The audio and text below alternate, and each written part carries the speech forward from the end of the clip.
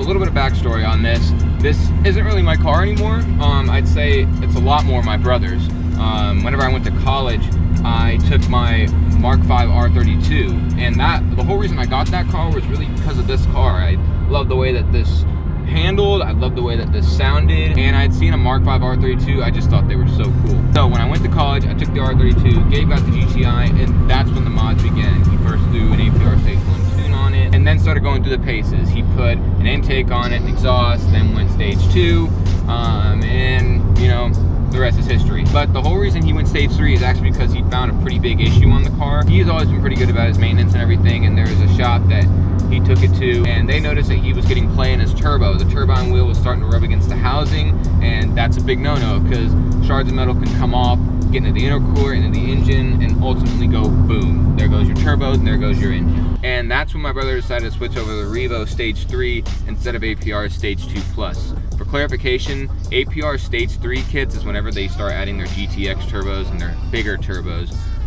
REVO Stage 3 sticks with the KO4. APR does have a KO4 kit, but it's considered Stage 2 Plus. So he decided to go with the REVO Stage 3 tune and go with an HPA KO4 turbo. KO4 is the one that is on the Mark 6 Golf R, but the HPA turbo has a different turbine wheel, has a better cast compressing housing to really help battle heat soaking. Now, of course, with a lot more power, you're gonna run into complications, but we've managed to keep that down to a minimum due to the supporting mods that are on this car. And keep in mind, most of the supporting mods were done first. My brother always did supporting mods as he progressed with tuning the car. So whenever he went Stage 1 and Stage 2, he would incrementally be doing supporting mods here and there. I'm gonna put all of them over here. It's a bit darker, you can see them better.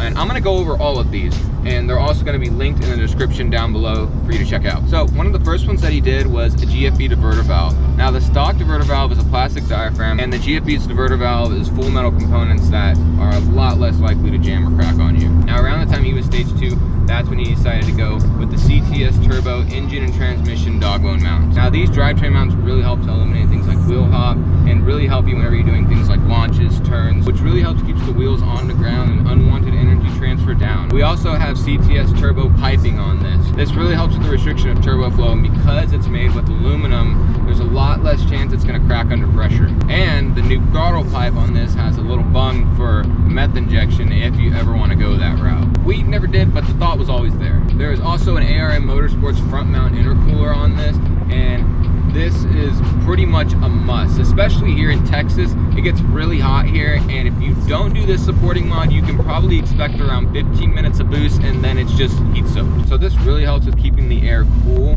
and there are a lot less pressure drops, which affects boost spiking. Now, last but not least, at least on our engine, we have our CTS turbo oil catch can system. This was added around the time we went Stage 3. So this does a great job of getting substances like oil, gas, and water out of that combustion chamber. And in the stock pressure control valve system, it re-steams these things to burn in the chamber, causing an accelerated buildup of carbon on the valve. Technically, it's okay to do this because it's done for emissions, but something to note, when you're in between the Stage 1 and Stage 3, the pressure control valves, they will go out about every 10,000 miles, and it's about a $400 job. So get a catch can system, it helps a bunch, a lot less headache. Now, as far as the brakes go, the brakes are stock, at least the calipers themselves, but we have EBC reds on them, have some upgraded rotors, and the stock pads are honestly just ass. These EB reds, they're a good medium between getting a bit upgraded of a pad and a lot more use out of them. Meaning they're not gonna wear as fast as yellows, but they're gonna have a lot better braking capabilities over the stock pads. Something to note, they're also ceramic pads, which means they're gonna last you longer, but also there's a lot lower dust on ceramic pads. Now, we haven't done any suspension mods on this car with the exception of one, and that's the ECS lightweight control arm. These are gonna save a good amount of weight,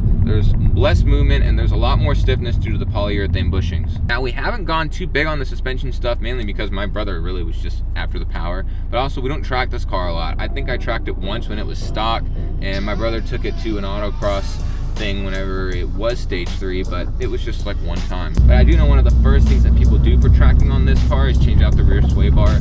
Helps a lot with reducing the roll and helps a lot with stiffness in the rear end. Also, we do have a pair of OZ wheels on this. Well, a pair is two, right? So then we have two pairs of a pair. We have OZ wheels on this car. I really like the way that they look on this car, the way they sit. They're also a lot lighter over the stock wheels. But let's get real, almost anything is lighter than those stock wheels. I always kind of like them, they look cool, but man, did they weigh a shit ton. They look cool, they're lightweight, and the fronts are sitting on Firestone 8500s, which are just an amazing tire. And on the back, equally amazing is the Michelin AS3 Pilot Sports. I'm personally more a fan of the Firestone tires just because they're a lot cheaper, and to me you get a lot more grip. But I know with the Michelin Pilot Sports, they have like a 500 tread wear rating, which does a lot better than the Firestones. I think it's like 250 or 300 tread wear. But that'll all come down to personal preference for you. So that's all sporting mods. What is it like to drive this thing? This thing is so much fun to drive. It still drives like a stock car when you want it to drive like a stock car. When you're just going around town, going to and from wherever. But when you put your foot to the floor, that's when things change. Oh, yes, yes, yes, yes, yes.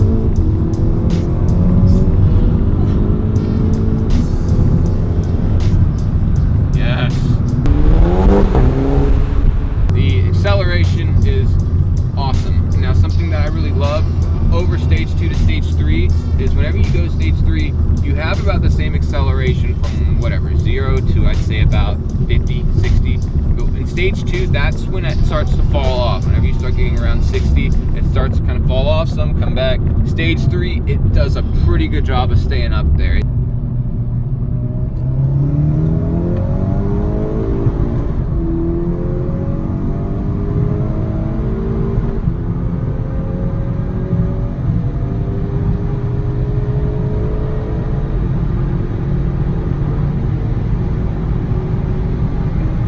You are still pulling at 80 and 90 plus to get up to 140, 150. Now, my brother had taken to the drag strip twice. Now, I know APR stage 2, he got a 13.7. Whenever he went stage 3, he got down to a 13.5. Now, something to note with this is both of the times he had all season tires on him, and he nailed his launches pretty good on both of them.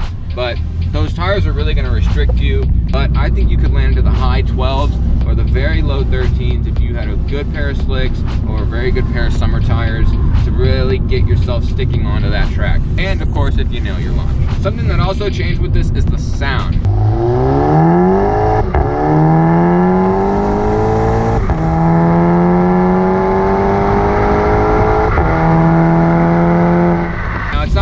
Of a difference from stage 2 because a lot of the same exhaust hardware is still on it, but that KO4, it's the way that it spools, you can hear it spooling up. You hear a lot more induction noise.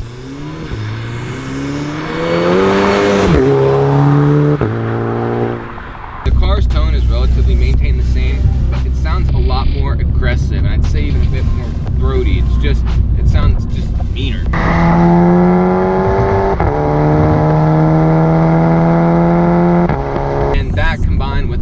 Induction and turbo noise that you hear now, it's just a great feeling. It feels awesome. But overall, it hasn't lost its drivability. There is a bit more torque to it when you gun it, but like I said, driving around town, going to and from, it's completely civilized. Even more to the point, we actually kind of even get better gas mileage on this now. When you're driving it at the speed limit, when you are, it gets anywhere between 31, 32 miles per gallon. And when you're going like 80 or 90 around that, when you're just kind of zooming around, as you kind of do end up doing in this car, you end up doing around 25 miles per gallon, which is still really great considering you have a stage 3 car. There are some things I'd like to address with this going stage 3. I know I'm gonna probably get some questions in the comments, but I'm gonna do my best to answer them. And I know one of them is gonna be should I stage 3 my car? And that's entirely up to you and your money situation. I would say if you're already at stage 2, do it. You're gonna run anywhere between what, $2,300 or $3,000 to get it done. And in our case, that was with the turbo kit and the labor. Doing it yourself, it's probably gonna be much cheaper. Another question I'm gonna get is how much did it cost? And all this cost around $6 grand. But something to note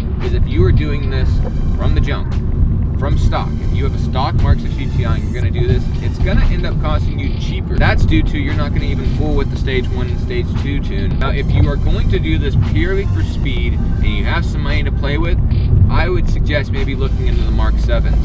The Mark 7s have just a crazy power advantage. The stage 2 Mark 7 GTI will match the stage 3 Mark 6 GTI. Now, does that mean you should just run out and get a Mark 7? Not exactly. If you ask me what I would choose a Mark 6 every day. Look, this car is by far much more fun to drive. In my opinion, steering in this car feels so much better than the Mark 7s. The Mark 7s feel very numb, although they are very accurate. It's very fast cars, great steering. Don't let anybody tell you different. but the feel in them, it's very numb, it's very dull. It doesn't invoke any type of excitement or pleasure out of it. I have a lot of fun driving this car, and the steering in this car is one of the first reasons I bought this car. After that, it was the sound.